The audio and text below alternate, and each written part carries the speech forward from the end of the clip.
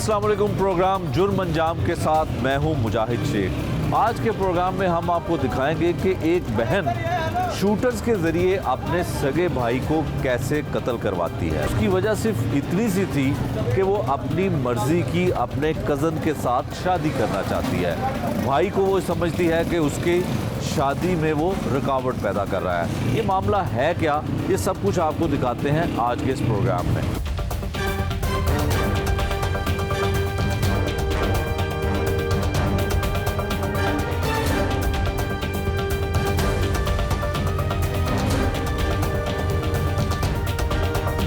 भाई को कत्ल करवाने वाली मुलज़मा पुलिस की हिरासत में है। थाना कोट लखपत में जो है गिरफ़्तार किया है। इन्वेस्टिगेशन भी हो रही है। मुलज़मा से पूछते हैं कि सगे भाई को कत्ल करने का मंसूबा कैसे बनाया और वजह क्या थी। क्या नाम है आपका? आसिया। आसिया, भाई तो बहुत बड़ी ताकत होते हैं बहनों की, तो आपने क्या किया? भाई के लिए कत्ल करवाने के लिए प्लान बनाया, कैसे हुआ ये सब? घर में इख्तिलाफात चल रहे थे भाई का, मतलब जहाँ पे मेरी शादी होनी थी, रिश्ता हुआ था अभी फूफो की तरफ, तो भाई उस रिश्ते में रजामंद नहीं थे कि वहाँ पे किया जाए। ठीक है। मतलब बार बार इस चीज़ से इख्तिलाफ कर रहे थे, या तो रिश्ता ख़त्म कर दें तो या उनको ना मतलब फूफो के बेटों को वो कत्ल कर देंगे, मार अच्छा, देंगे। तो कत्ल कर देंगे ये उसने कहा। वो कहाँ रहता है जिससे आपकी मंगनी हुई? इटली में। अच्छा, इटली में। तो इसने इटली में जाके कत्ल करना था भाई ने?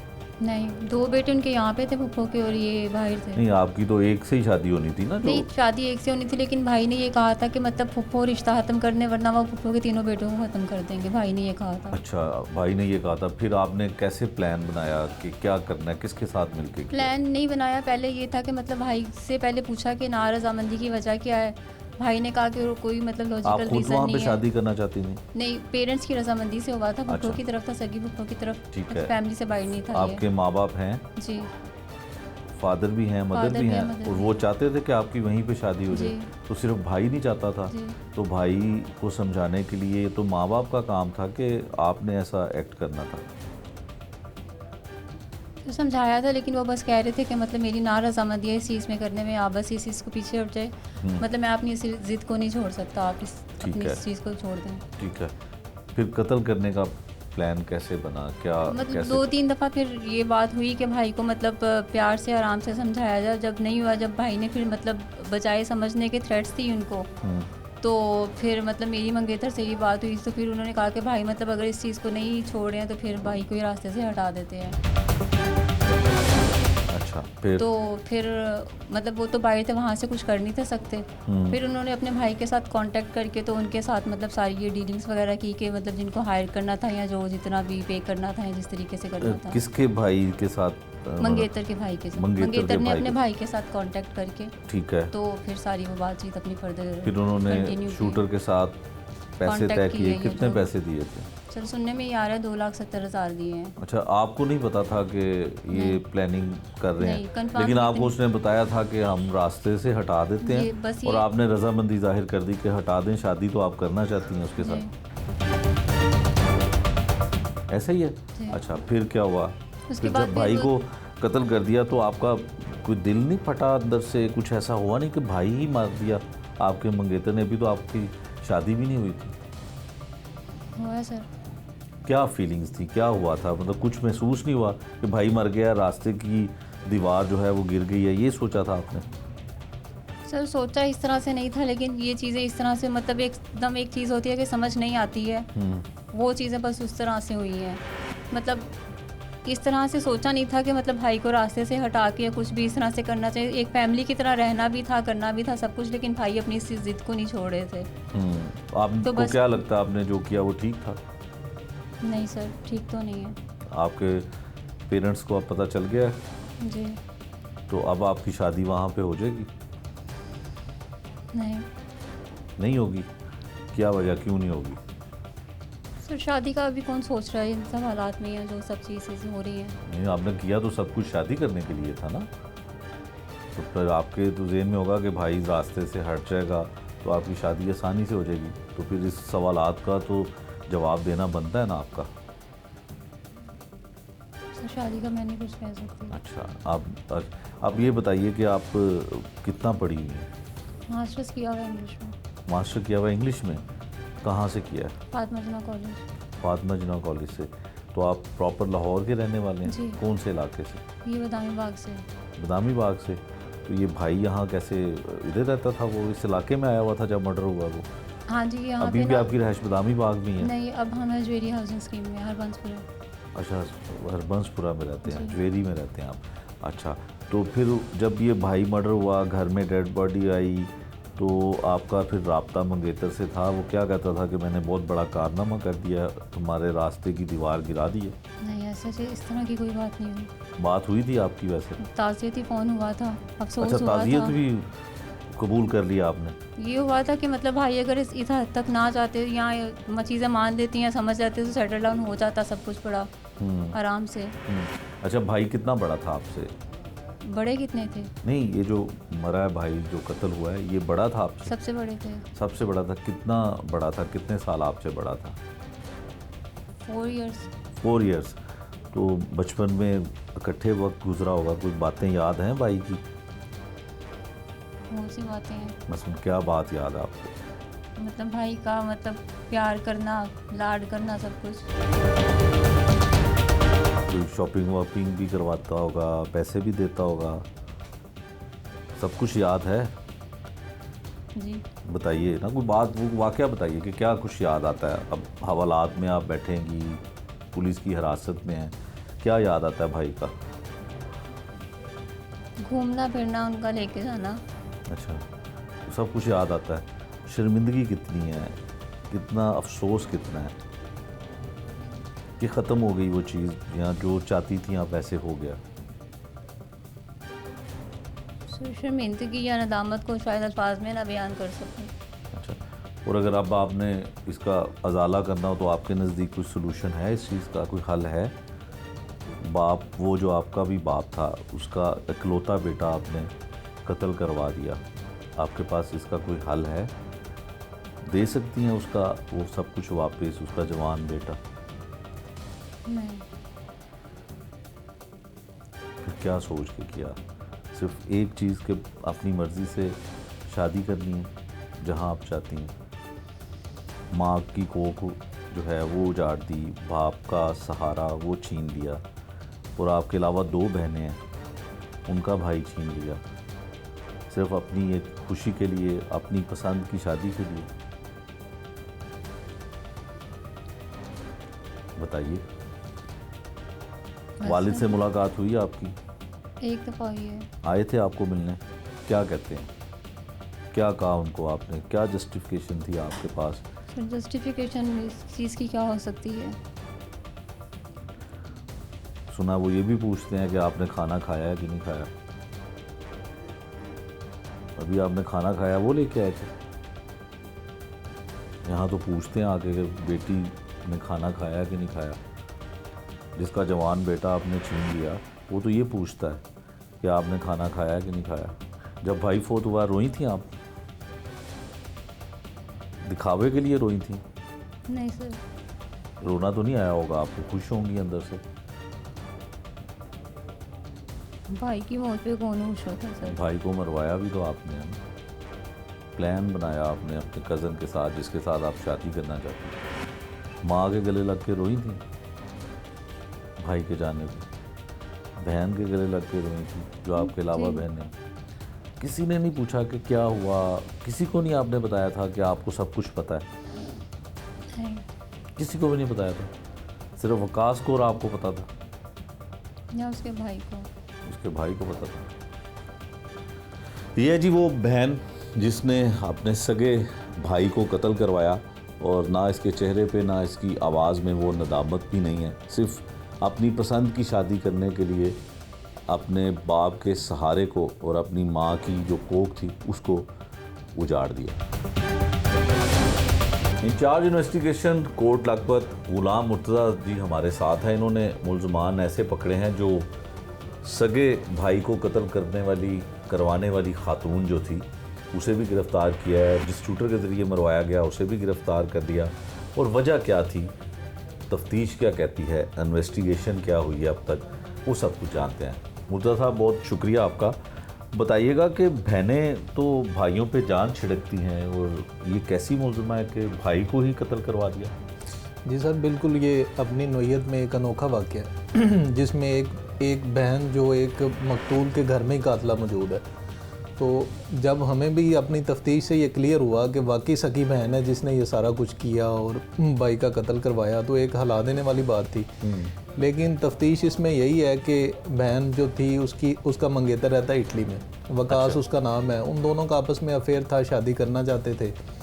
भाई अफेयर था और मंगनी भी हो चुकी थी, या अभी सिर्फ पसंद करते थे? ये कह लें कि लव भी था और अरेंज भी था, दोनों फैमिलियां राजी थीं। ठीक है। उन दोनों की आपस में अंडरस्टैंडिंग भी थी। लेकिन जो मकतूल अदनान है वो चूँकि कज़न था उस लड़के का, जो लड़की जिसे शादी करवाना चाहती थी, आपस में रिश्तेदार थे, वो मामू पुफी के बेटे थे। ठीक है। वो जानता था उसे, और दूसरा ये दुबई में भी रह के आया था, वहाँ पे भी दोनों इकट्ठे रहते थे। वो यही लड़की को कहता था कि तुम पढ़ी लिखी हो, बहन को कहता था, अपनी बहन को ये कहता था कि तुम पढ़ी लिखी हो। इसने CSS की भी एक अटैम्प्ट ली हुई है। अच्छा।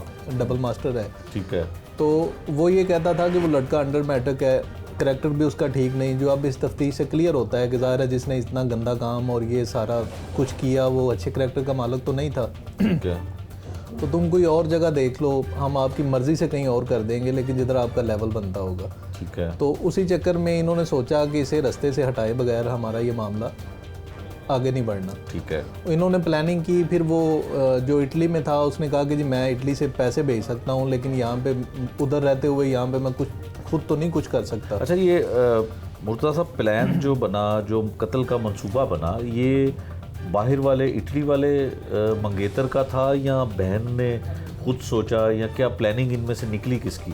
इन दोनों की आपस में प्लानिंग थी। इन दोनों ने जब आपस में सोचा कि भाई तो हमारी राह में बिल्कुल एक पत्थर बन गया जिसे हटाए बगैर हम शादी नहीं करवा सकते। ठीक है। वो इन दोनों की प्लानिंग थी। बल्कि इन्होंने 1 महीना पहले इनकी फ़ोन पे बात हुई, इन्होंने आपस में, जो भी तफ्तीश में क्लियर हुआ है, वो इन्होंने आपस में भी यही बात की कि जी कितने पैसे लग जाएंगे या कैसे कैसे होगा। उसमें सारा इन्होंने तरीका भी डिस्कस किया कि उसमें उस लड़के ने भी ये बताया कि मैं तो इटली में हूँ, यहाँ पे बैठ के मैं कुछ नहीं कर सकता, लेकिन मैं पैसे भिजवा सकता हूँ। ठीक है।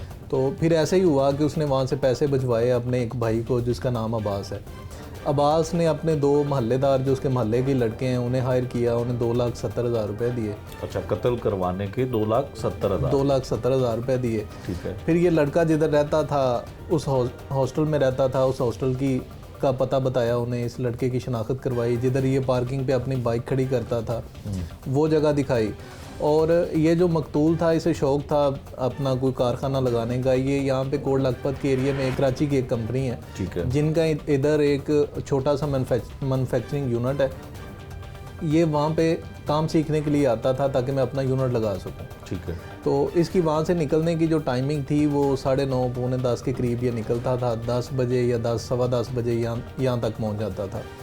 2-3 दिन उन्होंने इसका पीछा किया। जब उन्होंने पीछा करते हुए उन्हें फ़ील हुआ कि ये वाला जो एरिया है यहाँ पे क्योंकि क्राउड थोड़ा कम है, रश कम होता है, अंधेरा है, तो फिर इन्होंने इस जगह को अपना टारगेट आसान समझते हुए यहाँ पे उसका काम लगा दिया। ठीक है। अच्छा, उसके बाद इसकी जब डेड बॉडी यहाँ पे मिली तो कैसे फिर आपने तफ्तीश का आगाज़ कैसे किया?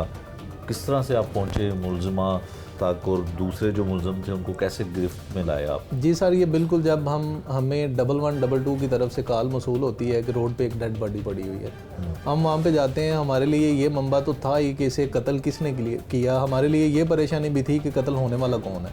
ठीक है। तो उसके लिए हमने फिर उसके पास कोई ऐसी आइडेंटिफिकेशन के लिए कोई चीज़ थी नहीं। हमने उसके मोबाइल से वो सिम निकाल के देखा कि सिम में कोई नंबर, क्योंकि मोबाइल आईफोन था, उस पर पैटर्न लगा हुआ था, वो फौरी खुल नहीं सकता था। उसकी सिम में कोई नंबर नहीं सेव था। फिर हमने सिम की ओनरशिप लेके अपने मुलाजम उधर भेजे उसके सिम के एड्रेस पे। वहाँ से ये लोग आइडेंटिफाई हुए। तो जब उन्हें पता चला, इसका वालिद, इसका चाचू और कज़न 3-4 आगे इधर जिन्होंने आगे से शनाख्त किया कि जी वाकई ये हमारा लड़का है और अदनान इसका नाम है। ठीक है। तो ये मामला हल हो गया। फिर हमने उनसे पूछा कि आपकी किसी से कोई दुश्मनी, कोई अदावत या किसी से कोई लेन देन, कोई झगड़ा, या आपके ख्याल में कौन बंदा हो सकता है? इसमें मुद्दई कौन था? मदई इसका वालिद था। ठीक है। उससे ये पूछा कि ये आपके ख्याल में कौन कर सकता है, कौन हो सकता है? तो वो एक मासूम आदमी है, बूढ़ा आदमी है, उसे शरीफ बंदा है, उसने कहा जी मैं तो ज़िंदगी में थाने पहली दफ़ा आया हूँ, तो मेरी किसी से क्या होनी है, दुश्मनी किसी से नहीं है, बाकी मैं अल्लाह के बाद इसे आप पे छोड़ता हूँ कि मुझे इंसाफ चाहिए और मुझे यकीन है कि इंशाल्लाह आप मुझे इंसाफ दिलवाएंगे। और एक बूढ़े आदमी की आपसे यही इल्तिजा है कि अल्लाह आपको अजर देगा मेरा केस ट्रेस करना। अच्छा। तो फिर हमने अल्लाह की मदद को शामिल हाल समझते हुए, हमारे जो एसपी साहब इन्वेस्टिगेशन है वो भी प्रॉपर हमारे साथ अटैच थे, और डेली की वर्किंग शेयर होती थी, हमें गाइड किया जाता था। तो फिर माशाल्लाह हम इन तक पहुँचे, शूटर्स को पकड़ा, ये सारे लोग जो साजिश का हिस्सा थे उन्हें पकड़ा। ठीक है। अब इन्हें इंशाल्लाह प्रोसिक्यूशन की मदद से सजा दिलवाएंगे। ठीक है। अच्छा, अब मुर्तज़ा साहब, जो आपकी इन्वेस्टिगेशन है इसमें पहले आपने जो क्लू ढूंढा, मुलज़मा जो है, जो बहन है मकतूल की, उसको हिरासत में लिया या दूसरे मुलज़मान पहले पकड़े गए? इसमें सर ये था कि जब ये काम हो गया, मकतूल की शनाख्त हो गई, फिर कातिलों को पकड़ने के लिए हमने वो रोड पे जो सीसीटीवी कैमरास थे जो या जो लोकल कैमरास थे वहाँ पे वर्किंग की। 2 दिन की वर्किंग के बाद ना हम वहाँ पे क्लू ढूंढने में कामयाब हो गए कि 2 मोटरसाइकिल सवार पीछे से आते हैं, जो मकतूल की मोटरसाइकिल के बिल्कुल पास आके उसे पीछे से हिट करते हैं। वो सड़क के एक साइड पे गिर जाता है और कातिल वो जो फ्लाईओवर है उसे क्रॉस करके दूसरी साइड को चले जाते हैं। ठीक है। फिर हम पहुंचे वहाँ पे जिस हॉस्टल में इसकी रहाइश थी, वहाँ से हमने सीसीटीवी कैमरा चेक किया, तो वहाँ से हमें वही पिक्चर मिल जाती है जो इसकी ऑलरेडी रैकी कर रही होती है। इसके बाहर निकलने से पहले इसका वेट कर रहे होते हैं, 2-3 चक्कर हॉस्टल के बाहर लगाते हैं। पार्किंग में एक और शॉप का कैमरा था जिधर से मिल जाते हैं। तो जब ये दोनों तस्वीरें मैच हो जाती हैं, मोटरसाइकिल का पता चल जाता है, तो फिर हम इन पे वर्किंग शुरू कर देते हैं। बाकी कोई ऐसा कोई उसमें कोई नहीं थी कि वो ना तो इतना कोई सोशल आदमी था, ना वो कोई सियासी बंदा था, ना इतना बड़ा कोई बिजनेसमैन था कि उसे कोई टारगेट करता या किसी और से उसकी होती। तो आज आके हमारा जो शक था वो इसी साइड को जाता था कि कोई कातिल इसकी फैमिली से ही निकलना है। ठीक है। तो फिर हमने जब ये भी ज़हन में था, फिर ये चीज़ें मिलना शुरू हो गई। हमने सारी जो इसकी फैमिली है, इसके जितने भी रिलेटिव थे, उन सब की सीडीआर्स ले ली। तकरीबन हमने 90 के लगभग सीडीआर्स जो थी इस केस में वो 3-4 दिन में लेके स्टडी की, उनका एनालिसिस किया। तो हमें वहाँ से कुछ हेल्प हो गई कि वो कौन लोग थे जो वकूवे के टाइम पे हरकत में थे, या कौन हो सकता है जिसने ये किया हो। ठीक है। तो ऐसा करते हुए फिर हमें जब क्लियर हो गया कि तफ्तीश इनके अपने घर की तरफ ही जा रही है, फिर हम इसकी सिस्टर की तरफ पहुँचे, तो वहाँ से चीज़ें निकलना शुरू हो गई। फिर शूटर्स और फिर इस तरह ये सारे लोग पकड़े गए। लेकिन फिर हम जब इस काम को मसलसल आगे बढ़ाते गए तो यही सच साबित हुआ, और इसने बल्कि हमें हिला के रख दिया कि ये एक कैसी अनोखी बहन है जो एक भाई की जान, ना सिर्फ एक भाई की जान लेगी, बल्कि जिसने अपने पूरे वालिद की पूरी फैमिली का नाम ख़त्म कर दिया कि उसका इकलौता बेटा था, उसकी औलाद भी नहीं है, वो उसे कत्ल कर दिया, अब सिर्फ ये पीछे बेटियां बची हैं उसकी। तो वो बूढ़ा आदमी है, रोने के अलावा अब उसके पास कुछ नहीं है।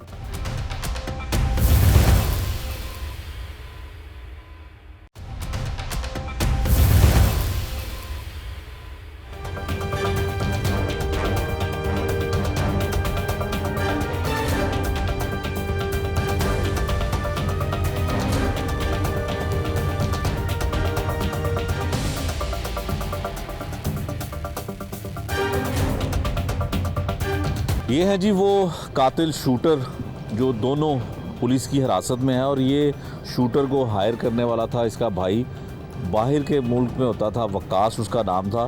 भाई के कहने पे इसने तमाम शूटर्स के साथ मामला तय किए और मकतूल को जो है वो कत्ल करवाया। क्या नाम है तुम्हारा? अब्बास। अब्बास, क्या किया तुमने, किस तरह से प्लान बनाया, किसने कहा था तुम्हें कि शूटर हायर करो? प्लान इस तरह बना था कि घर के अंदर रिश्ते की बात चल रही थी। किसके रिश्ते की? मेरे बड़े भाई की, और जो लड़का अदनान फोत हुआ है मेरे मामू का बेटा था। सगे मामू का बेटा था? हाँ जी, सगे मामू का बेटा था, उसकी बहन के साथ। अच्छा। आसिया नाम है उसका। ठीक है। दोनों के रिश्ते की बात चल रही थी और रिश्ता हो गया हुआ था, एंगेजमेंट हो गई थी दोनों की। ठीक है। तो उसका जो भाई है अदनान, उसने हमें फ़ोन पे धमकियां देना शुरू की थी। किसको फ़ोन करके धमकी मेरे दी घर थी? के अंदर नहीं, मेरी किस- वालदा को। तुम्हारी वालदा को? हाँ जी। क्या कि कहा था उसने? फ़ोन करके ये कहा था कि अगर आप लोग इस रिश्ते से जवाब नहीं देंगे और इस रिश्ते से पीछे नहीं हटेंगे तो मैं आपको और आपके घर वालों को, आपके बच्चों को और लड़की आसिया को, उन सबको कत्ल कर दूंगा। अपनी बहन को भी? हाँ जी, इनको अच्छा। इसको भी कत्ल कर दूंगा। अच्छा, तो उसके रिश्ता बाद- किसकी मर्जी से हुआ था? रिश्ता घर वालों की मर्जी से हुआ घर था। वालों में तो वो भी शामिल था ना भाई, लेकिन अदनान भी। उसको वो बाद में उसने मसला खड़ा किया था। 1 माह बाद हमें पता चला था कि वो इस तरह का यह मसला बना रहा है। अच्छा, मंगनी हो चुकी थी? मंगनी हो चुकी हुई थी। ठीक है। अच्छा, फिर क्या हुआ? उसने तुम्हारी माँ को धमकी लगाई, तुम्हें धमकी लगाई मुझे नहीं, कि वो मेरी मैं माँ कर को दूंगा, धमकी लेकिन लगाई तुमने थी ये उसने। सोचा कि इससे पहले कि वो करे तो नहीं। मैं ये काम कर दूं, हैं? मैंने नहीं सोचा था, सोचा लड़की ने और उसके मेरे भाई जो बड़ा है उन दोनों ने। अच्छा, उन दोनों ने सोचा, दोनों ने और फ़ोन तुम इतने करके- फर्मा बरदार थे कि जो उन्होंने कहा तुमने उस पर अमल कर दिया। मैंने पहले 3 मरतबा उनको समझाने की कोशिश की थी कि वो ये अपनी काम अपनी ना अम्मी को करें। बताते, अपने अब्बू को बताते, अपने बाकी बहन भाइयों को बताते कि वकास साहब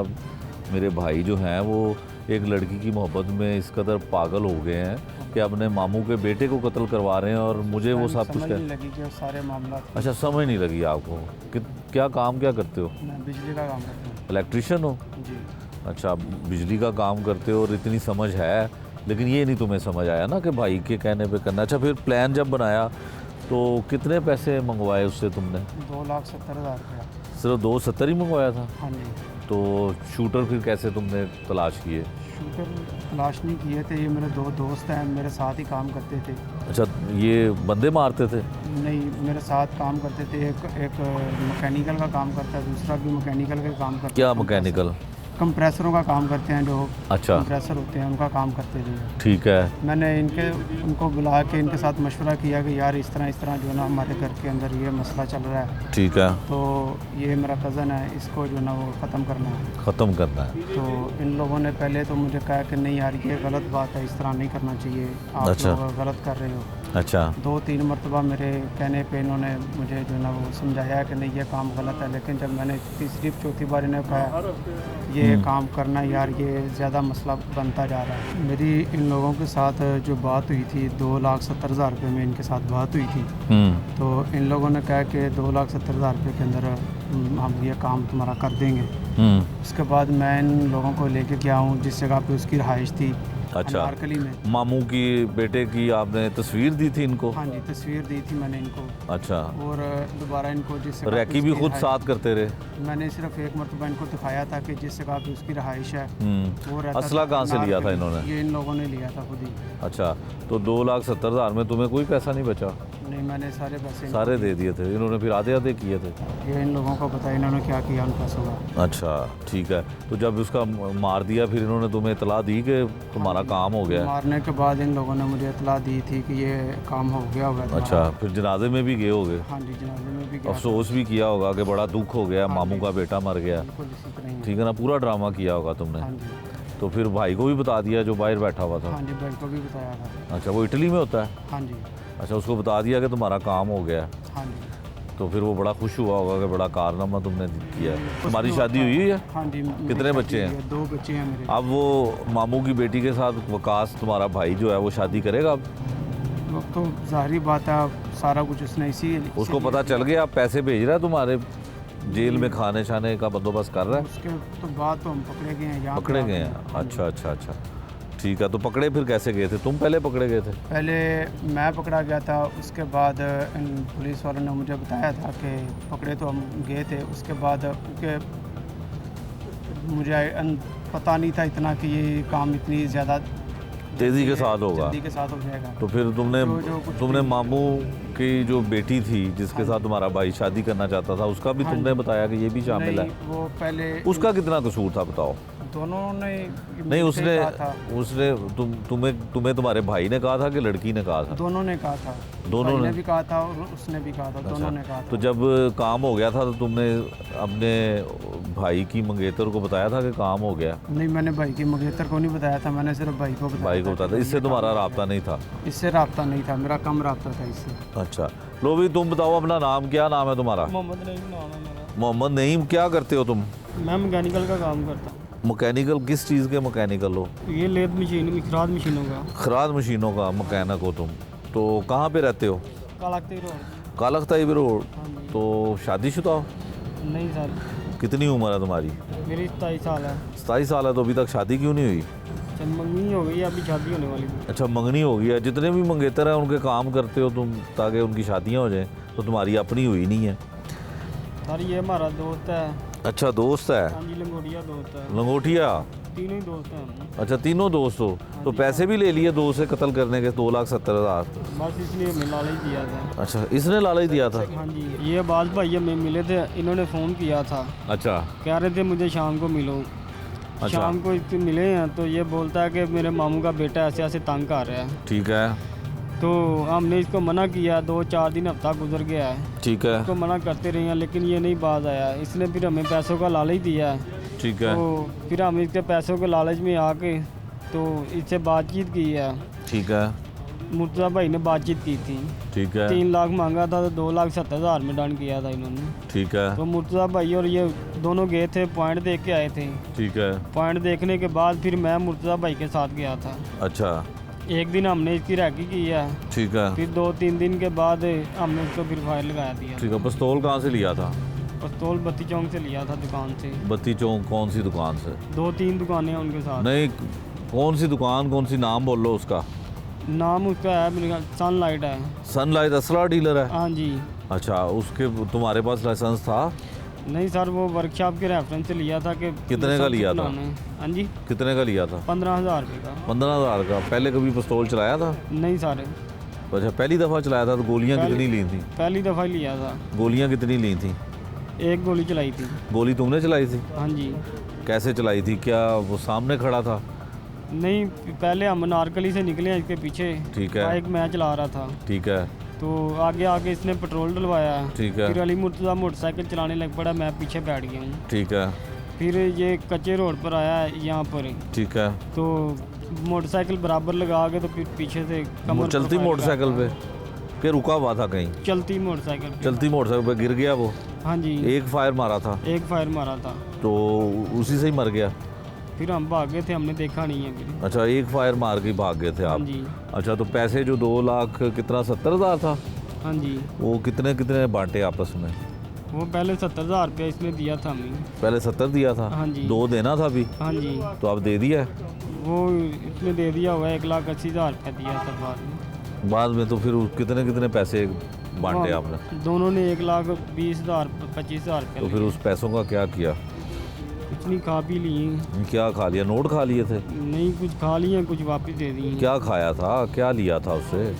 बाद कोई चीज़ें खरीदी? क्या किया था? कोई शॉपिंग कर ली? क्या किया था? बच्चों को दे दिए? घर दे दिए? किसको नहीं, दिए? शादी नहीं हुई है। अच्छा, किसको? बहन भाइयों को दे दिए? किसको दिए थे पैसे? किसी को नहीं, बस ऐसे ही कोई शॉपिंग की है, कोई इधर उधर घूमते अच्छा। फिरते रहे हैं। घूमते फिरते रहे हाँ हैं? जी। ठीक है। तो ये जो काम तुमने किया है, ये सिर्फ इसने तुम्हें उकसाया था? इसके भाई से तुम्हारी बात नहीं हुई थी फ़ोन नहीं, पे? इससे भाई से हमारी कोई बात नहीं है, इसी से हुई थी?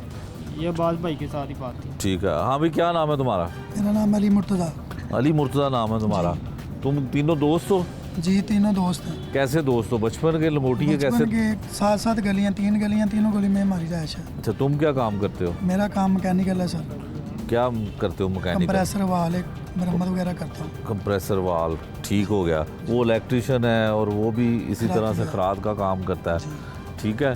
तो तुम्हें कैसे पता चला? किसने तुम्हें बताया कि भी 2,70,000 मिल रहे हैं तो काम कर देंगे? सर जान जी, ही? ये बास भाई जो है ना, हमें कह रहे थे कि हमारा जो कज़न है ना, वो बहुत तंग कर रहा है, अच्छा। वो धमकियाँ दे रहा है। वो कह रहा है हम आपको जो है ना टारगेट करेंगे, मार दूंगा, ऐसे कर दूंगा, ठीक है। ये शादी मैं नहीं होने दूंगा। ठीक है। तो हमने इन दोनों ने मिलकर इसे कहा था कि ये काम नहीं, अच्छा नहीं है, ना करो तो बेहतर है। ठीक है। 10 दिन गुजरे हैं, फिर इसने बुलाया, फिर इसने बात की है कि यार ये काम करो। ठीक हमने है। कहा ठीक है, ये 2,70,000 रुपये दो, काम हो जाएगा। ठीक है। फिर इसके साथ हम आए हैं नारकली।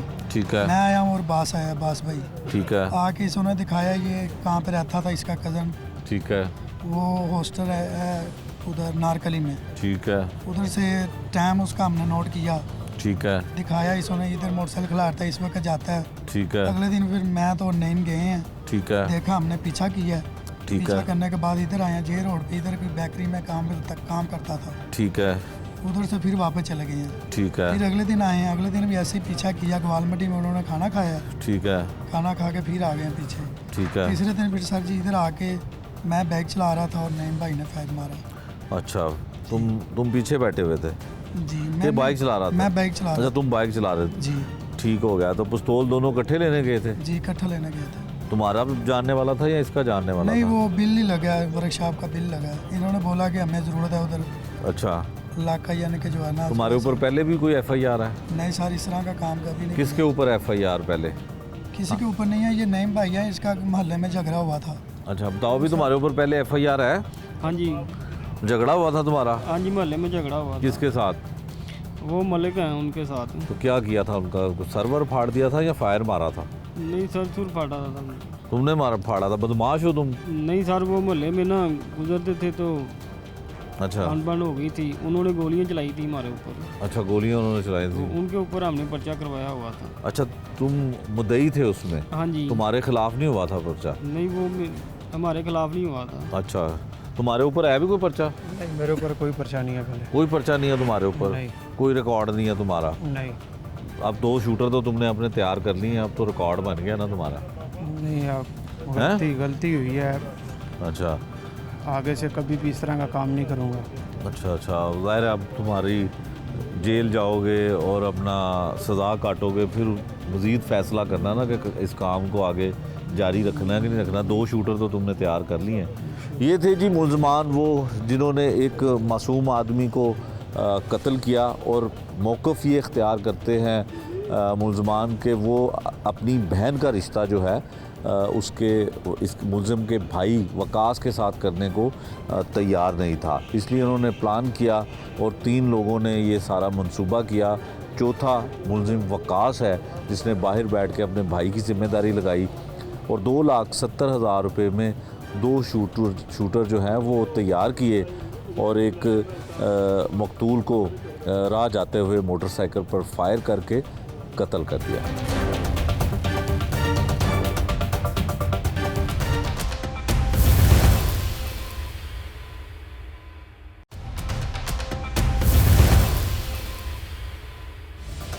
बिस्मा इजाज़ हैं जी, माहिर नफ्सियात हैं। बिस्मा साहिबा, बहुत शुक्रिया आपके वक्त का। बिस्मा साहिबा, एक कहानी है, एक स्टोरी है, क्राइम से वाबस्ता एक चीज़ है। एक ख़ातून है, अपनी मर्ज़ी की अपने कज़न के साथ शादी करना चाहती है और अपने मंगेतर के साथ मिल के अपने भाई को ही कत्ल करवा देती है शूटर्स के साथ मिल के। शूटर्स पैसे दे के हायर किए जाते हैं। क्या ख़वातीन के लिए पसंद की शादी इतनी अहमियत की हामिल हो जाती है कि भाई को और भाई की जान को भी कुर्बान कर देते हैं? बिल्कुल भी नहीं। मैं इस स्टेटमेंट के रियली अगेंस्ट बयान दूंगी। इंसानी ज़िंदगी इतनी जो है वो जिसको कहते हैं इसकी कीमत इतनी कम नहीं है कि उसको अपने पर्सनल फ़ायदे के लिए किसी लेवल पे भी आप जो है उसको ज़ाया कर सकें। और ये जो खूनी रिश्ते हैं, भाई बहन माँ बाप, इनको तो आप सबसे ऊपर रखते हैं क्योंकि इनके साथ आपकी एक एफिलिएशन इस तरह की होती है, एक आपकी इमोशनल अटैचमेंट इस तरह की होती है कि आप इनको सबसे ऊपर रखते हैं। मैं ये सोचती हूँ कि हम जैसे लोग जो हैं, हमारे अल्लाह माफ़ करे ऐसे ज़हन में ख़यालात क्यों नहीं आते, बिकॉज़ हम अपने रिश्तों को ओन करते हैं, उनको इज़्ज़त देते हैं, उनकी अहमियत जानते हैं। ऐसे ख़यालात अगर किसी के जहन में आते हैं जिसके लिए वो किसी भी पर्सनल फ़ायदे के लिए अपने किसी फैमिली वाले का, अपने किसी ख़ानदान वाले का, अपने किसी खूनी रिश्ते का इस हद तक जिसकी जान लेने के हद दर पे आ जाते हैं, उसके पीछे ऑब्वियसली एक मेंटल स्टेट जो है वो एक डिस्टर्ब मेंटल स्टेट ही नज़र आती है। किसी अच्छे साफ़ सुथरे परवरिश पाने वाले इंसान से या ज़हनी तौर पे जो लोग बिल्कुल हेल्दी होते हैं उनके जहन में ऐसी कोई प्लानिंग जो है वो नहीं आती। तो मेरा ख्याल है कि इस केस में अगर आप ये समझें कि कोई भी फ़ायदा हो, कोई भी XYZ किसी किस्म का भी आपका मोटिव हो, आप उसके पीछे किसी की जान लेने तक अगर जाते हैं तो that is a very big thing and that is something जिसके बारे में आपको ये जानना चाहिए कि ज़हनी तौर पे एक इंसान की क्या कैफियत है कि वो इस हद तक कदम उठाने पे मजबूर हो जाता है। तो आप जिस केस की बात कर रहे हैं उसमें ऑब्वियसली मेरा मौक़िफ़ तो ये है कि वो ख़ातून और उसका जो मंगेतर है वो अपनी इस पर्सनल फ़ायदे के लिए इस हद तक जिसको कहते हैं कि वो सोच समझ से माऊफ हो जाता है उनका जहन, कि वो समझते हैं कि शायद इस इंसान को ख़त्म करने से हमारा जो फ़ायदा है वो हमें हासिल हो जाएगा, लेकिन ऐसा नहीं होता। कहीं ना कहीं जाके इंसान को अपना जो अनकॉन्शियस है, उसका ज़मीर है, वो इस हद तक मलामत करता है कि वो फिर पिछले वक्त में जो उसने ये गलती की होती है उस तक जाते हुए उसको फिर बहुत तकलीफ़ होती है कि मैंने ऐसा क्यों किया। तो लेकिन बहुत बेहिस लोग भी पाए जाते हैं दुनिया में जिनको बिल्कुल भी किसी रिश्ते का, आज उसने अपने इस मंगेतर के लिए अपने भाई का कत्ल किया, कल खुदा न खास्ता कोई और मोटिव होगा, कोई और फ़ायदा होगा किसी चीज़ में, उसके लिए वो किसी और को निशाना बनाएंगे। तो you never know, you know human doctor साहब ये बताइए कि आप जिस चीज़ की बात करें कि वो ज़हनी तौर पे दोनों बीमार हो सकते हैं या ज़हनी तवाज़ुन उनका बेहतर नहीं हो सकता, लेकिन वो जो भाई की बहन है जो ये सब कुछ करवाती है, पढ़ी लिखी है, CSS करने की अटेम्प्ट भी करती है, और कोई ऐसा नहीं है कि वो आम बहुत ही जो है ऐसी खातून हो जिसको शऊर ना हो या पढ़ी लिखी ना हो, तो क्या आपको इस केस में क्या लगता है कि ये खुद गर्जी का एलिमेंट इस पे ज़्यादा है या कोई नफसियाती तौर पे प्रॉब्लम है? डेफिनेटली नफसियाती तौर की प्रॉब्लम तो नज़र आती है। देखें, फ़ायदा और नुकसान हर इंसान को अपनी चीज़ का पता होता है, और उसके लिए वो एक लिमिट या हमने एक बाउंड्री सेट की होती है कि ये हमारी बाउंड्रीज, इससे आगे इसको हमने जो है पार नहीं करना। लेकिन अगर कोई इंसान इस हद तक कोई नेगेटिव माइंड उसके का शिकार हो जाता है और इस हद तक उसकी सोच जो है वो मनफी हो जाती है कि वो अच्छाई और बुराई में तमीज़ करना छोड़ देता है, किसी को नुकसान पहुंचाने के हद तक इस हद तक वो आगे चला जाता है कि उसको ये शऊर ही नहीं रहता कि वो किस दलदल में अपने आप को डाल रही है, वो किसी को किस हद तक नुकसान पहुँचा रहा है। तो ये किसी सेहतमंद जहन की निशानी नहीं है। आपने कहा कि वो ख़ातून जो हैं वो पढ़ी लिखी हैं। देखें, ज़हनी तवाज़ुन ख़राब होने का या ज़हनी जो सोच है आपकी उसके नेगेटिव होने का कहीं पे भी जो ताल्लुक़ है वो कम या ज़्यादा तालीम याफ़्ता होने से नहीं होता, बल्कि हमारे माशरे में तो हमें तो ये नज़र आता है कि मे बी जो लोग ज़्यादा एजुकेटेड होते हैं उनका एक्सपोजर ज़्यादा होता है और सोशल मीडिया के थ्रू, और हर चीज़ जो है वो उनके आईने की तरह उनके सामने होती है। तो उसकी बेस पे may be they have so many things in their mind जो कि मतलब कंटिन्यूसली चल रही हैं, और वो इस हद तक उसके अंदर उस दलदल के अंदर फंस जाते हैं कि वो पहचान ही नहीं पाते कि ये चीज़ जो हम पे इस वक्त हावी हो रही है या जिस चीज़ को भी हम अपने फ़ायदे के लिए इस्तेमाल करने के लिए किसी और का नुकसान कर रहे हैं, हम इसको कंपनसेट कैसे करेंगे। और ज़ाहिर है जिसका आप कत्ल करेंगे उसको आप वापस तो ला नहीं सकते। ठीक है, छोटी मोटी चीज़ें जो हैं वो किसी का नुकसान करना वो एक ऐसा पॉइंट है जिसको आप ओवरलुक भी कर देते हैं, लेकिन किसी की जान ले लेना ये किसी तरह से भी सेहतमंद जहन की रखने वाले इंसान की निशानी नहीं है। अच्छा डॉक्टर साहब ये बताइए कि जो बहनें होती हैं ज़हनी तौर पर, नफसियाती तौर पर इनकी मोहब्बत भाइयों के साथ ज़्यादा होती है, कुछ ऐसी भी ख़वातीन या ऐसी भी बहनें होती हैं दुनिया में जिस तरह से ये खातून है कि इस हद तक सोच ले, ये तो सोचा जा सकता है ना कि भाई को मारने का प्लान बनाया जा रहा है, भाई को कत्ल करने का प्लान बनाया जा रहा है, और उसमें ये मार्जिन नहीं है कि भाई की टांग ज़ख्मी हो जाएगी, भाई का हाथ ज़ख्मी हो जाएगा, यही फैसला हो रहा है कि उसको जो है मार दिया जाएगा, और उनका जो टारगेट है जहाँ वो शादी करना चाहती है वो रास्ता क्लियर हो जाएगा। उसमें बहुत सारे और भी पहलू हैं, माँ बाप हैं, एक इकलौता भाई है कि बाप का सहारा मैं छीन रही हूँ, माँ की गोद जो है उसको उजाड़ रही हूँ, तो क्या ये भी सोच पे नहीं आता उस वक्त? देखें, ये बहुत अफसोस वाली बात है। मतलब मैं जब ये सुनती हूँ आपसे कि एक बहन जो अपने भाई की जान तक लेने का प्लान करती है, तो ये रोंगटे खड़े करने वाली बात है। बेसिकली हमारा जो माशरा है, हमारा माशरा हमें एक मुश्तरका ख़ानदानी जो सिस्टम है उसमें रहना सिखाता है। हमें बचपन से ये तरबियत दी जाती है कि आपने अपने माँ बाप की कैसे इज़्ज़त करनी है, अपने बड़े छोटे भाई के साथ कैसे शफ़क़त से पेश आना है। भाइयों को ये सिखाया जाता है कि बहनें आपके लिए एक इज़्ज़त की जगह पे हैं और आपने उनका ख्याल रखना है। लेकिन हमारे माशरे में ऐसे ख़ानदान भी हैं जहाँ पे जो ये रिश्ते हैं उनके आपस में ताल्लुकात बचपन से ही कशीदा नज़र आते हैं। माँ बाप की आपस में नहीं बनती है, उनके रोज़ के तफ़रक़े से, उनकी रोज़ की आपसी लड़ाई से बच्चे वो विटनेस करते हैं। जब देखते हैं कि ये दो रिश्ते जो इतने मज़बूत रिश्ते होने चाहिए उनमें ही आपस में इस हद तक दरार पड़ी हुई है, तो वो बचपन से ये चीज़ सीखते आते हैं कि मे भी ये जो ख़ानदानी निज़ाम है ये है ही एक कमज़ोर चीज़। जब वो इस ब्रॉटअप के साथ बड़े होते हैं तो फिर बड़े होने तक उनकी जो पर्सनालिटीज़ हैं वो इस हद तक मनफी हो चुकी होती हैं कि उनके लिए माँ बाप भाई बहन ये रिश्ते अहमियत नहीं रखते, क्योंकि उनको ये सिखाया ही नहीं जाता कि ये एक अहमियत वाला रिश्ता है, इसका ख्याल रखना ज़रूरी है। तो जैसे हम लोग हैं, मेरे जैसे आपके जैसे, हम लोगों के लिए रिश्ते माँ बाप भाई बहन हमारे जितने भी खूनी रिश्ते हैं उनकी बहुत अहमियत है, हम उनको ओन करते हैं और उनके लिए किसी हद तक भी जा सकते हैं उनको केयर करने के लिए। लेकिन ऑपोजिटली आप ऐसे ख़ानदान देखें ना जहाँ पे बचपन में ही लड़ाई झगड़े हैं, माँ की बाप से नहीं बनती, भाई की बहन से नहीं बनती, हर एक ने अपनी जो है डायरेक्शन चूज़ की होती है और उसकी वजह से वो आपस में एक दूसरे के साथ ना टाइम स्पेंड करते हैं ना शेयरिंग करते हैं, बल्कि हर वक्त एक दूसरे के दर पे ही पड़े रहते हैं, गिरेबान पकड़े होंगे और ये सब।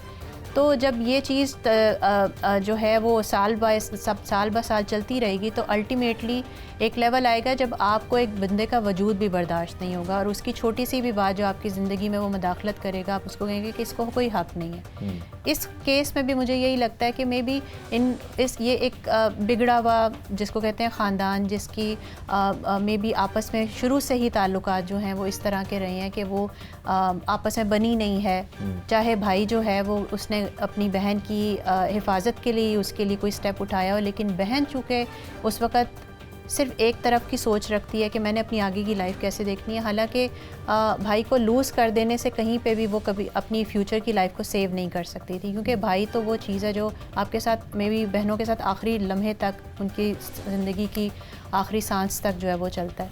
तो बहुत ही अनफॉर्चुनेट है ऐसी ख़वातीन के लिए, ऐसी औरतों के लिए जो अपने भाइयों के ख़िलाफ़ सोचती हैं या भाइयों के ख़िलाफ़ किसी भी नेगेटिव कदम को उठाने पे जो है वो उनको परेशानी नहीं होती और वो पीछे नहीं हटती हैं। तो ये बेसिकली ऐसी कल्चरल वैल्यूज़ ही होती हैं जो कि मे बी हमारी फैमिलीज़ में उस तरह से ट्रांसमिट नहीं हुई होती हैं और ख़वातीन जो हैं वो अपने भाइयों को उस तरह से ओन नहीं कर पाती हैं, भाई जो है वो अपनी बहनों को ओन नहीं कर पाते और अल्टीमेटली अंजाम जो है इस तरह का फिर सामने आता है। अच्छा, हमारी सोसाइटी में, हमारे मुआशरे में जो ख़वातीन हैं, ख़ासकर जो बेटियां भी हों, बहनें भी हों, शादी करने के लिए किसकी मर्ज़ी को तरजीह देती हैं ज़हनी तौर पे, माँ बाप की या अपनी मर्ज़ी को? देखें, इट डिपेंड्स। अगर आज से आप 10-15 साल पहले तक की बात करें तो डेफ़िनेटली ज़्यादातर ख़वातीन जो हैं, ज़्यादातर लड़कियां जो हैं वो अपने माँ बाप की जो राय है उसके हिसाब से अपनी घर बसाने को तरजीह देती थी। लेकिन अब चूँकि दौर जो है वो काफ़ी हद तक एडवांस भी हो चुका हुआ है, पिछले कुछ सालों में बहुत एक्सपोजर बढ़ चुका हुआ है, कल्चर में बहुत चेंज आ चुका हुआ है, लड़कियों और लड़कों के मिलने मिलाने में बहुत चेंज आ चुका हुआ है। तो उसकी वजह से लड़के और लड़कियां दोनों अब ये इस चीज़ को तरजीह देते हैं कि वो अपनी पसंद से अपने जीवन साथी का इंतखाब करें। उसमें वो गलतियां भी करते हैं, डेफिनेटली उनके एक्सपीरियंसेस जो हैं वो इतने शार्प नहीं होते हैं, इतना शऊर नहीं होता, इसलिए वो किसी गलत बंदे का इंतखाब कर लेते हैं जो आखिर कुछ अरसे बाद जो है वो रिश्ता ख़त्म होने पे ही चीज़ सामने आती है। तो तरजीहात तो इस वक्त काफ़ी डिफरेंट हैं। अगर आप यंग लॉट की बात करें तो अब तो यंग बच्चियां जो हैं उनसे भी जब पूछा जाता है या उनसे बात की जाती है इस टॉपिक पे तो वो यही कहती हैं कि जी हम अपनी मर्ज़ी से अपने जीवन साथी का इंतखाब करेंगे। मेरा ख़्याल है माँ बाप को इस चीज़ में उनको ट्रस्ट में लेना चाहिए। बंदिश लगाना हल नहीं है, लेकिन उनको चीज़ समझाना कि उनके लिए क्या चीज़ बेहतर है क्या नहीं है, लोगों के साथ कैसे मिलना मिलाना, लोगों को किस हद तक परखना है, कैसे चलना, ये उनका हक़ है। ये तो हमारे दीन ने भी हमें हक़ दिया कि ख़ातून के लिए उसकी मर्ज़ी शामिल होना ज़रूरी है।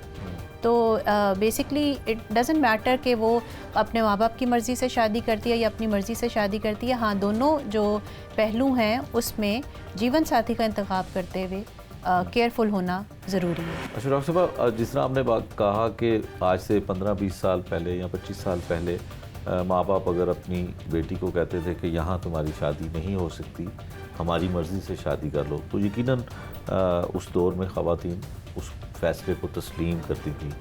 आज की अगर आप बात करती हैं तो अब जो जनरेशन है इसमें थोड़ा सा वो अपनी मर्ज़ी शामिल करने की कोशिश करते हैं। फ़ैसला यकीनन घर वालों का, बड़ों का बेहतर होता है क्योंकि उनके पास हर लिहाज से देखने की, परखने की सलाहियत होती है। ज़रूरी नहीं है कि तमाम बच्चों के भी फ़ैसले गलत होते हों, लेकिन माँ बाप के फ़ैसले बेहतर होते हैं।